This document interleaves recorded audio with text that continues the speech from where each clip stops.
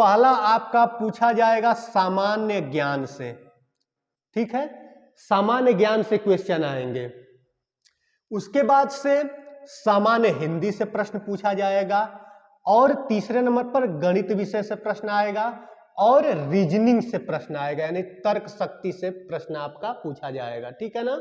यानी 4 विषय, कहने में तो ये 4 विषय हैं, लेकिन अगर इसका आप सिलेबस पूरा करने लगेंगे तो जो परीक्षा का आप समय देख रहे हैं सामने, वो परीक्षा का समय उसके आगे काफी छोटा है, बहुत ही कम है, ठीक है। तो यानी जो बच्चे पहले से ही लगातार तैयारी कर रहे हैं उनको बहुत ज्यादा बेनिफिट मिलने वाला है इस वैकेंसी में, ठीक है। चलिए तो हम लोग देखते हैं कि सामान्य ज्ञान, लिखित परीक्षा में सामान्य ज्ञान से प्रश्न पूछा जाएगा, सामान्य हिंदी से प्रश्न आएगा, गणित से प्रश्न आएगा, आपके रीजनिंग से प्रश्न आएगा, ठीक है। तो सामान्य ज्ञान से प्रश्न आएगा, तो सामान्य ज्ञान में भी किन किन टॉपिक से प्रश्न पूछा जाएगा वो स्पष्ट सिलेबस भी जारी किया हुआ है, बोर्ड के द्वारा स्पष्ट सिलेबस भी जारी किया गया है। आप उसका पीडीएफ आप लोगों के पास होगा ही होगा। चलिए हम लोग इसमें देख लेते हैं। तो आप देख पा रहे होंगे कि जो सामान्य ज्ञान है, जो जनरल नॉलेज है हमारा, तो जनरल नॉलेज में किन किन टॉपिक से प्रश्न पूछा जाएगा, तो सामान्य विज्ञान से प्रश्न पूछा जाएगा, भारत का इतिहास, भारत के इतिहास के बारे में भी आपको नॉलेज होनी चाहिए, भारतीय संविधान के बारे में, भारतीय अर्थव्यवस्था एवं संस्कृति के बारे में। आप पुलिस बनेंगे, लोगों की सेवा करेंगे, तो जब तक आप अपने देश के हर तरह की व्यवस्था के बारे में भली भांति आपको जानकारी नहीं रहेगी तो आप कैसे किसी व्यक्ति की सेवा कर सकते हैं। इसलिए वो आपसे बोर्ड अपेक्षा करता है कि इन चीजों के बारे में आपको नॉलेज होनी चाहिए, विस्तृत नॉलेज होनी चाहिए, विज्ञान के बारे में, इतिहास के बारे में, संविधान के बारे में, भारतीय अर्थव्यवस्था एवं संस्कृति के बारे में, भारतीय कृषि, वाणिज्य एवं व्यापार, जनसंख्या के बारे में, पर्यावरण एवं नगरीकरण, ठीक है। इन टॉपिक से प्रश्न आएगा आपके परीक्षा में।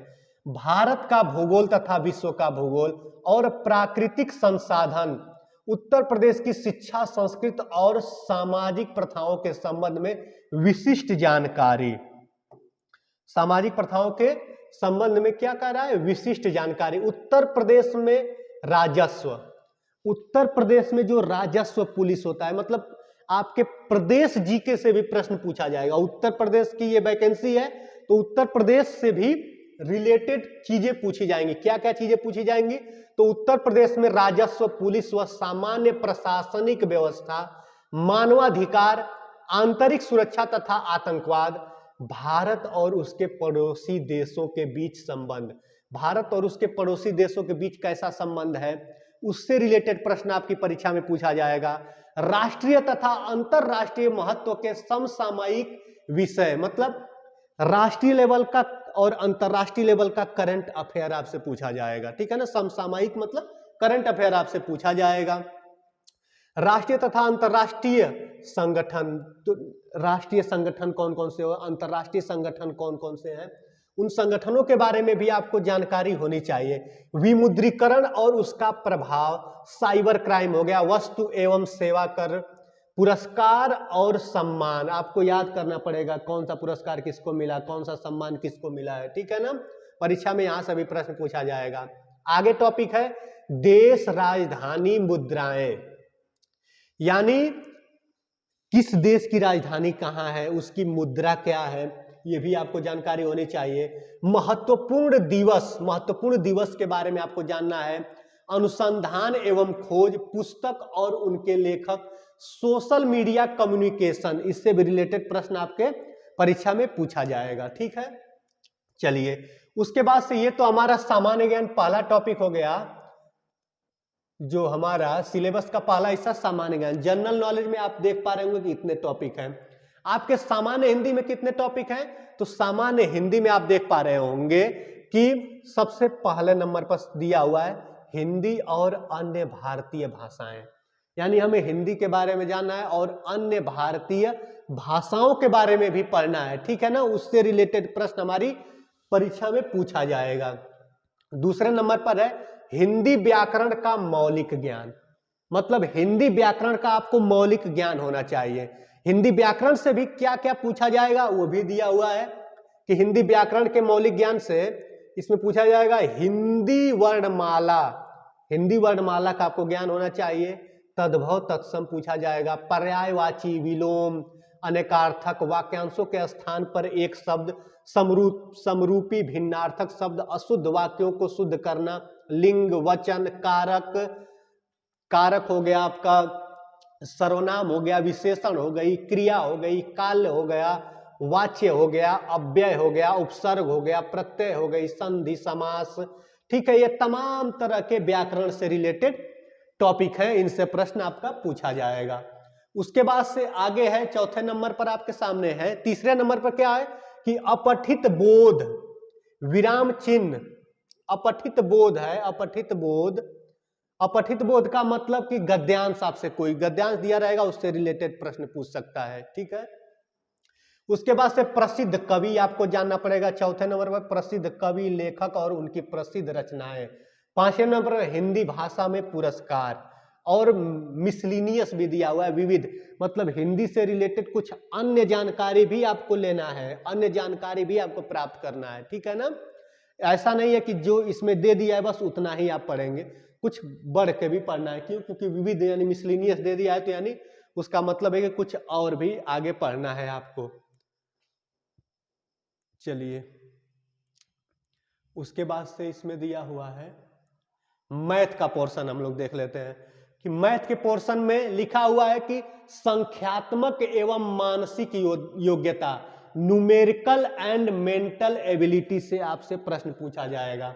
तो न्यूमेरिकल में संख्यात्मक योग्यता में आपसे कौन कौन टॉपिक दिया हुआ है, तो संख्या पद्धति यानी नंबर सिस्टम से प्रश्न पूछा जाएगा, सरलीकरण यानी सिंप्लीफिकेशन से प्रश्न पूछा जा सकता है, दशमलव और भिन्न यानी decimal and fraction, highest common factor and lowest common factor यानी महत्तम समापवर्तक और लघुत्तम समापवर्तक, रेशियो एंड प्रोपोर्शन अनुपात और समानुपात, परसेंटेज प्रतिशतता, profit and loss, discount, simple interest, compound interest, partnership, तमाम तरह के यहाँ टॉपिक दिए हुए हैं।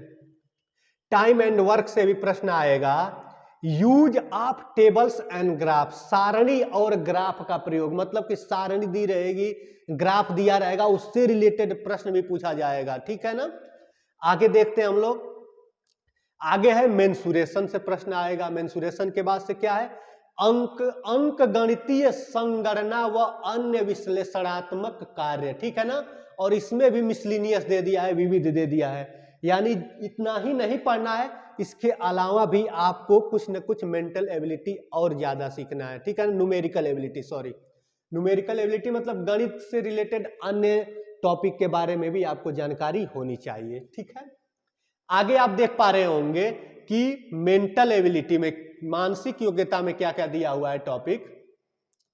तो इसमें टॉपिक है, सबसे पहले क्या लिखा हुआ है, इंटरप्रिटेशन, मतलब यानी संबंध, संकेत संबंध विश्लेषण।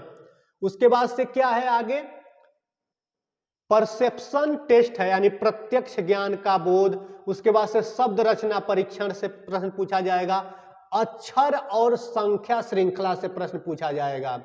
उसके बाद से क्या है, वर्ड एंड अल्फाबेट एनालॉजी यानी शब्द और वर्णमाला में आंशिक समरूपता से प्रश्न पूछा जाएगा।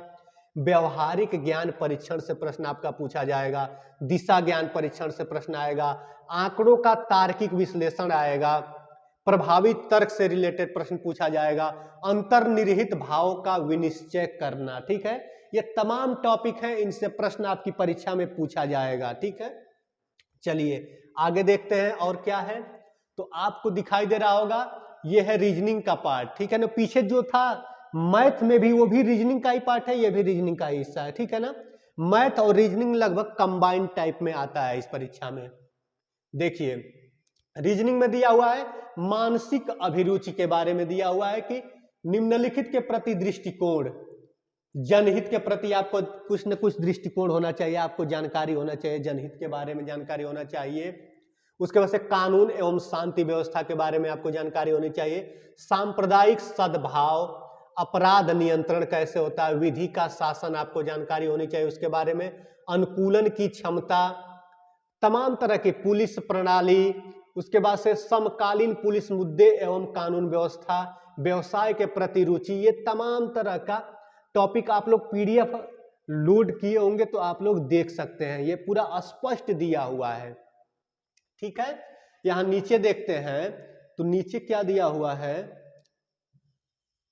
बुद्धि लब्धि से प्रश्न पूछने के लिए दिया हुआ है। बुद्धि लब्धि से मतलब आईक्यू से ले, संबंध व आंशिक समानता से, संबंध व आंशिक समानता परीक्षण से प्रश्न पूछा जाएगा।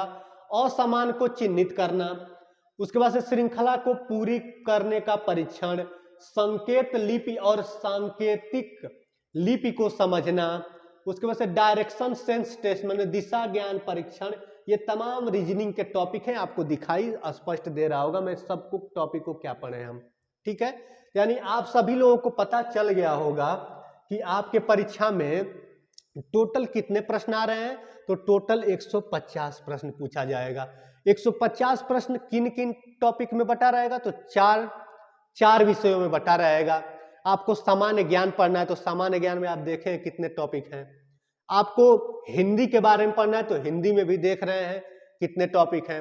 एक शब्द होता है मिसलिनियस, लिखने में तो एक आसान शब्द होता है, विविध शब्द आसान शब्द होता है, लेकिन उसमें टॉपिक बहुत विस्तृत हो जाता है, बहुत बड़ा हो जाता है। ठीक है ना, कितना ही बड़ा होगा तो ये समझ लीजिए कि सीजीएल लेवल का तो पेपर होगा नहीं।